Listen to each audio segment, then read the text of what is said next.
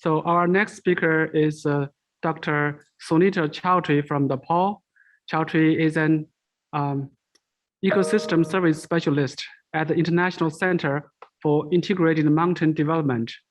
Dr. Chaudhary will speak on a critical analysis of human environment dynamics through the lens of ecosystem services, a case study of Nepal.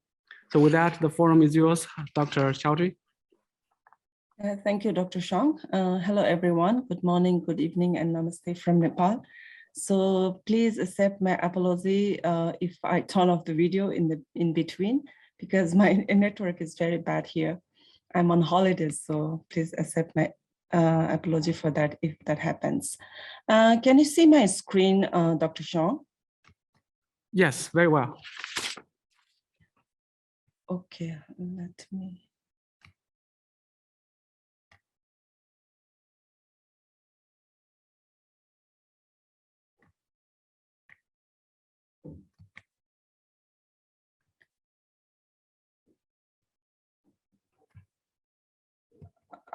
It doesn't move though.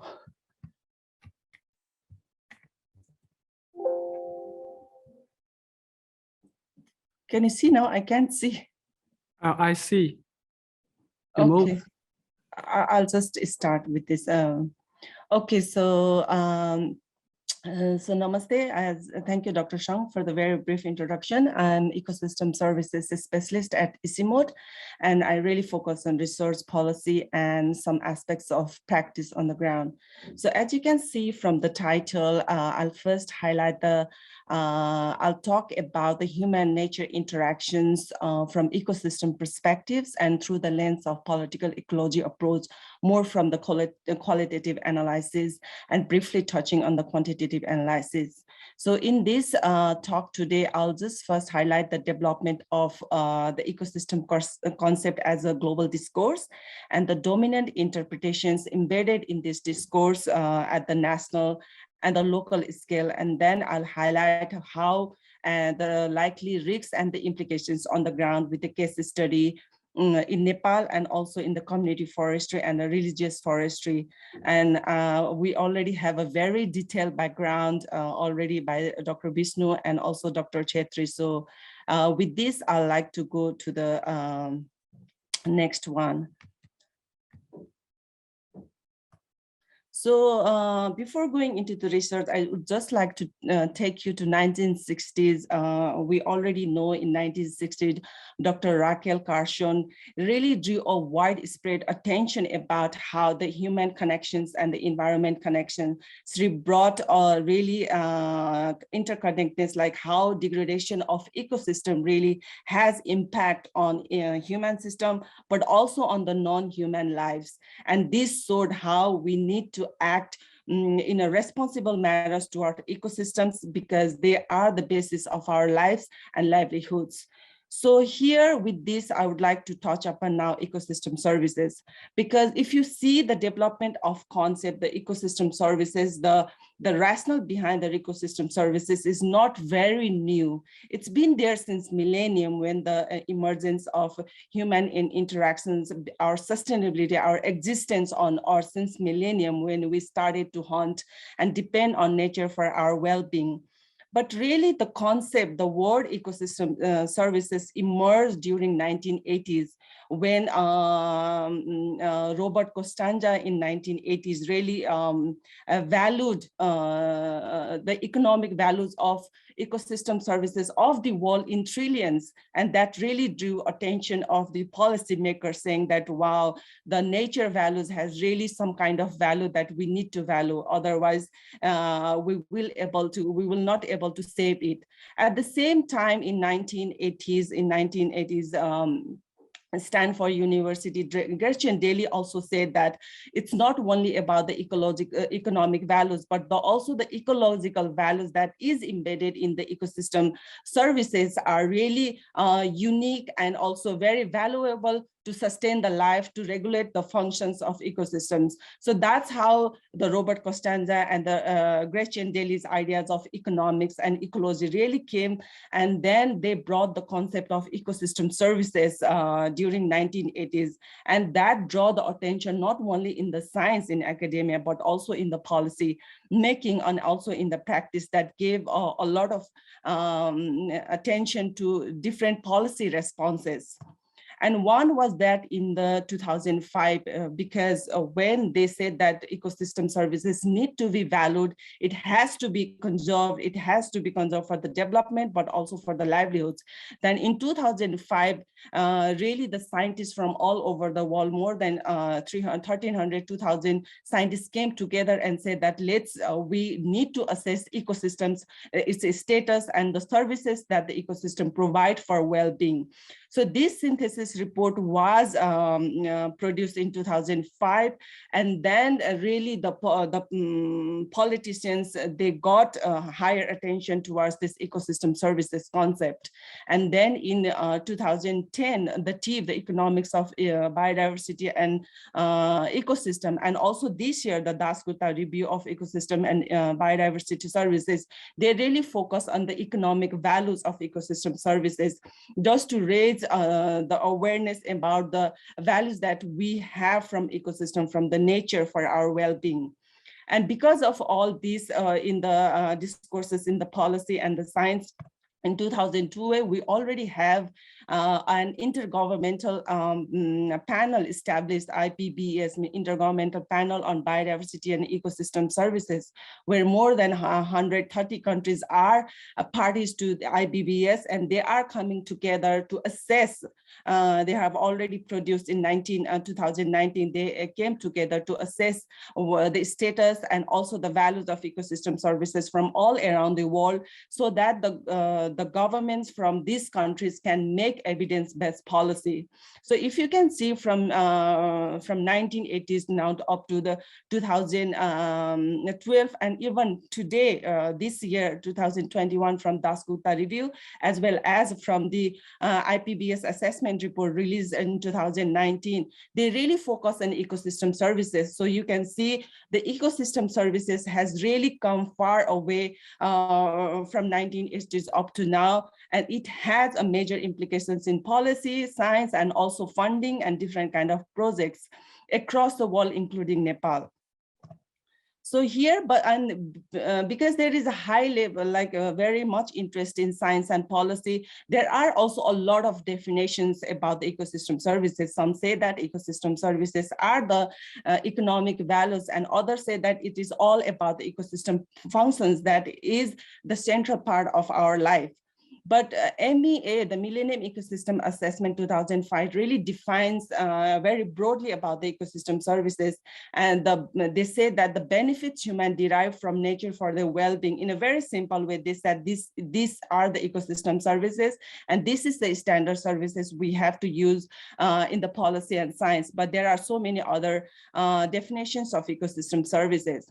But with this, until now, the major dominant definitions that are surrounded around ecosystem services is economic values. So whenever we talk about the ecosystem services, people do think, especially the general public and the policymakers, they do think that the nature services and the values are calculated in the money. Whenever we think about the trees, they start to calculate in the monetary values of the ecosystem services. And the other one is the ecological values. So when they think about the ecosystem services, they do think about the ecosystem processes and also the different varied functions of natures. So these are the dominant two interpretation of ecosystem services at the global discourse in the policy and also in a lot of science and practice. But with this, a lot of the interest and policymakers are interested in this, but this concept has also gained a lot of criticisms, and there are so many gaps by the different academia, scientists, social scientists, and the general public. Some of the major gaps and critics surrounding this ecosystem services is really the scientists or the academia really said that the ecosystem services is a boundary object. It is a boundary concept because it focuses on ecology, it focuses on GIS and different kind of things, but it doesn't have a specific definitions that focus on a specific one discipline.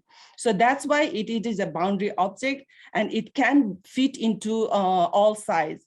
The other one is it is really critique for the technocratic and the Western centric concept, because the concept really came from the US and also from the Europe later on, from Australia. So there are a lot of critics around this concept. They are saying that it is very technocratic. The concept in reality is simple, but they have made it very technocratic and very Western centric based on different disciplines' interest.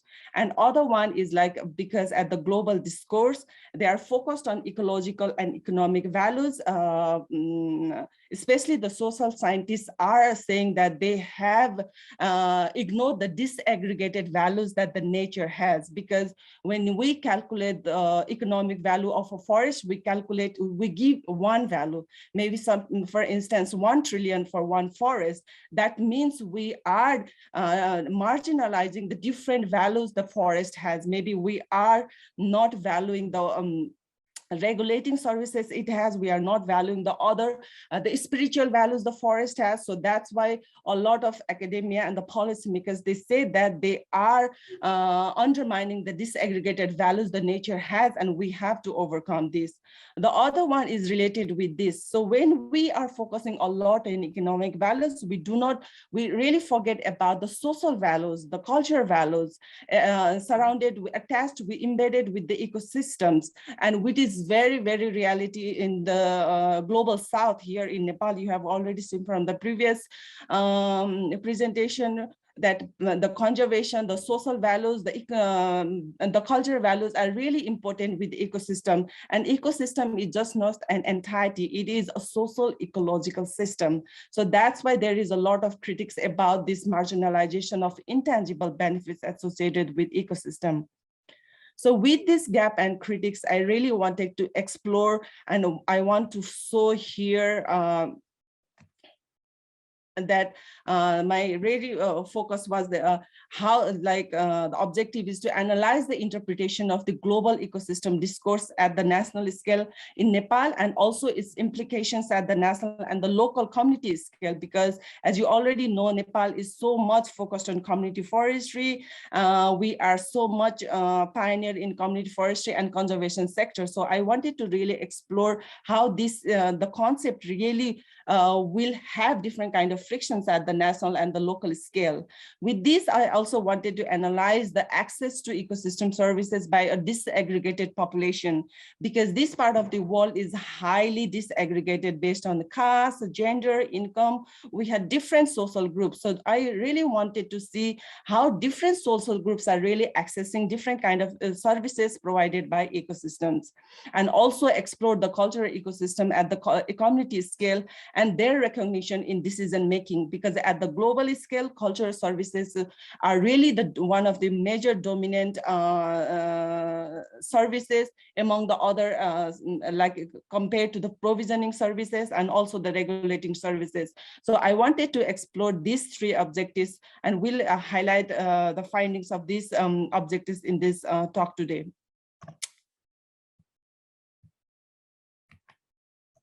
So the theoretical framework, I really applied the political ecology approach, adopting the discourse, environmental justice, and scale as qualitative approach. I also had a mixed method approach where I adopted both qualitative and quantitative, and I used some quantitative, but here today I will highlight the major qualitative, the findings of the qualitative approach, and will show you how the concept of the ecological ecosystem services global discourse are interpreted in Nepal at the national and the global scale, at the community scale. So as already it has been so much discussed by the previous speakers about the Nepal and community forestry, I'll directly go to my case study area. So my case study area is situated in the eastern Nepal, which is just border to the India, and it is known as the Mai Pokhari Ramsar site. So here, if you see here, this is the Mai Pokhari site, and if you see this Mai Pokhari site is known. Mai Pokhari means mother pond. So this small one is the mother pond. Yes. So, and this area is known by the this small wetland, which is known as, which is very sacred. The pond is, the whole area is known for this spirituality of this mother pond, and it has a very cultural significance. People believe that if people come to this area, they will be granted whatever wishes they have for them, and also the mother pond is the deity for the whole area. So the people are so much attached to this holy pond, and the whole area was declared as a Ramsar site. And this Ramsar site has community forestry as well as the religious forestry. In the map, you can see this is the pond. The pond is covered by a very thick forest, and that forest is basically by the pine forest, which is invasive to the area, and some local species, which is already declared as a religious forest. And after that, there is a private land, some private houses, and the agricultural land. And just next to this, there are two community forests. One is the community forest here, and this one is the other community forest. And the whole area is a Ramsar site declared in 2008. And the population of this area is around like 2,000 to 3,000. At that time, it was like just 2,000 population, because a lot of the people were migrating abroad. So the local statistics show that there is a fluctuation in the population database. So here, the first objective about the ecosystem discourses in Nepal.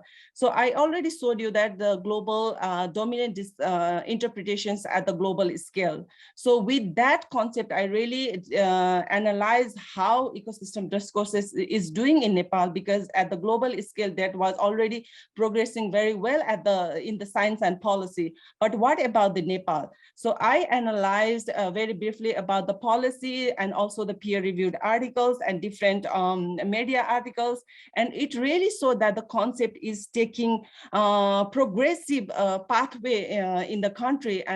It was first mentioned in 2006 in a scientific article, but after that, until 2019, it has really got a very progressive pathway over the last 2 decades. And in terms of policy, if you can see, it is also gaining a lot of recognition in different policy and strategy. It was first mentioned in National Action Plan, a National Adaptation Plan of Action in 2010. But over the years, it has been used so heavily, explicitly recognized in different policies and strategy. And recently, we also had like Forest Act amendment, and we have already mentioned about payment for ecosystem services, and also the National Climate Change Policy explicitly recognizes and mentions about ecosystem services for adaptation, and also enhancing the well-being of community people, and also the in general people at the national scale. So here you can see how the discourse is really progressing at the national scale. And the major interpretation in these ecosystem discourses at the national scale, because this one is more kind of like from interview, they say that whenever I talked about ecosystem services, 40% of really understood ecosystem services interpreted it as PACE. So whenever I say that, what do you understand by ecosystem services? They said that, oh, are you talking about PACE, payment for environmental services? So that's how they interpret.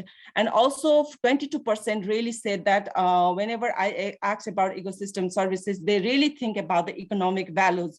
Or you are talking about the economic valuation of ecosystem services. but like raised 14%, 8% and 7%, they really had a very detailed understanding of the ecosystem services, and they link that also with the conservation, resource management, and also REDD+ ecosystem services, and also with adaptation, which I think is influenced by the policy at the national scale. But in general, there were also issues identified. And the one I would like to highlight here is the ecosystem services has been used as a buzzword among the various in the policy and the practice arena, and also the science arena. Without understanding the real meaning of ecosystem services, it has been used in policy, practice, and also the funding proposals, because they said that the donor agency really focus on ecosystem services, so they have to use the ecosystem services as a buzzword. And also because they interpret, because of the varied values, actions, the different actors really interpret ecosystem services in a different way as per the demand of the either donor or maybe for policy or anything, without really understanding the real meaning. And also the authors said that with PES, there are so many ethical and technical issues associated with the payment for ecosystem services, not for provisioning services like water or others, but especially for intangible services, which is like in Costa Rica, you can see a lot of PES good examples, but here in Nepal, there are so many ethical and technical issues with PES. And also most of the ecosystem services projects are really dependent on international foreign aid, because once that is finished, you do not have to deal about ecosystem services. So those were the issues that were highlighted during the interviews or research.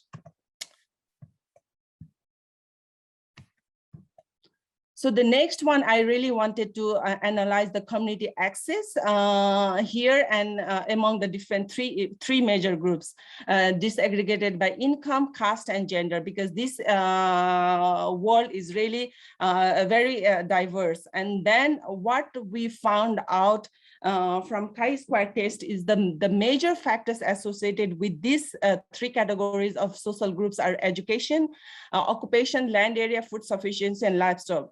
For instance, you can see the land area, the education, the land area is highly associated with the income and also gender, especially the male-headed household. And education, if you can see, is highly correlated with caste, the higher caste. So that's why these were the factors that were the basis for the categorizations associated with the different social groups. So with this, I analyzed the provisioning services, and then because I adopted environmental justice, so I analyzed three aspects. The first one is the representation. So if you see the representation of executive committee, the males are much more higher than the female. But as said by the business sir, like the overall female participation is increasing. But if you see in the representation, it's very low. It's very, in spite of its recognition in policy, the representation in this community forestry and religious forestries are very, very low.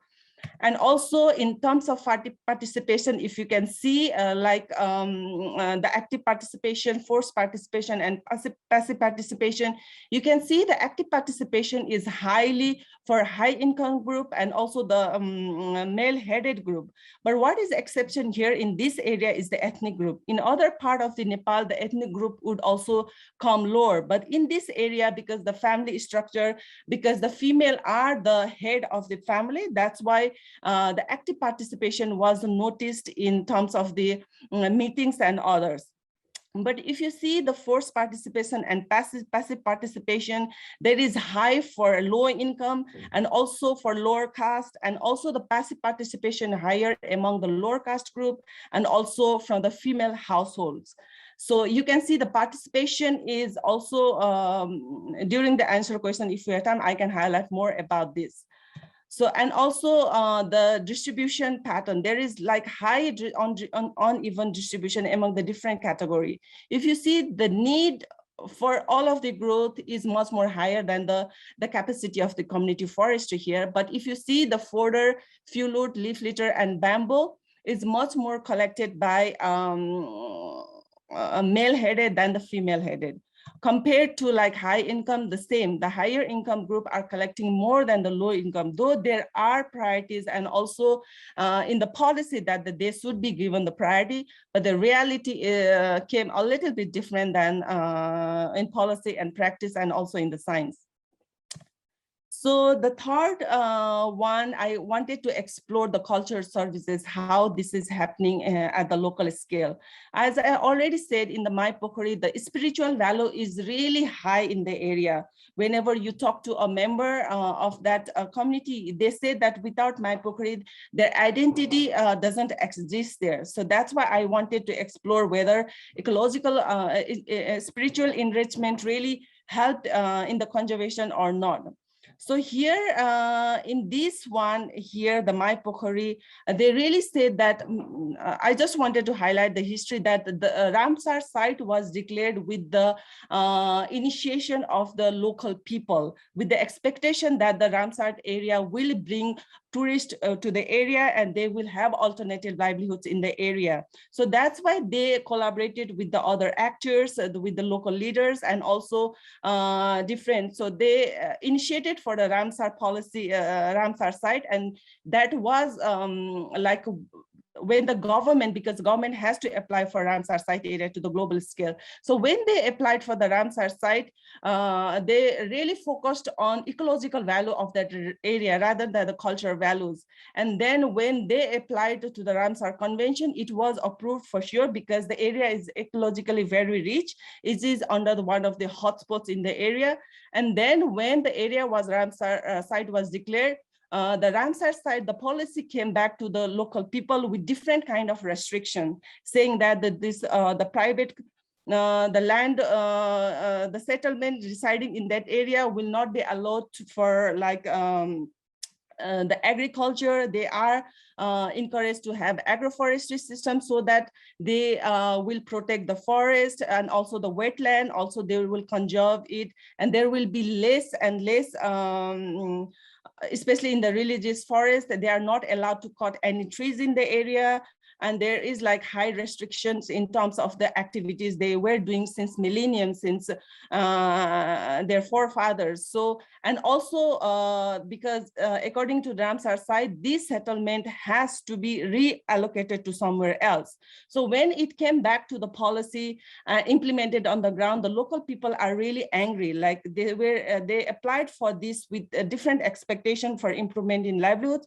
But when it came back to the policy, they really focused on ecological values. So they are saying that if spiritual values are not there in the policy, then conservation will not provide them food, or they are kicking us out. So they are not interested in Ramsar site. So that's why there are a lot of connotations and different connotations about the Ramsar policy, and they now really do not want to get into this. So now what this I really want to show this, that at the local scale the spiritual value is really high, but when it went to the national and the global scale, the ecological values were more emphasized and the cultural values were really marginalized when it came back to with different kind of implications at the local scale. So that's why there are the people are not much more interested in conservation compared to the earlier time that they were interested.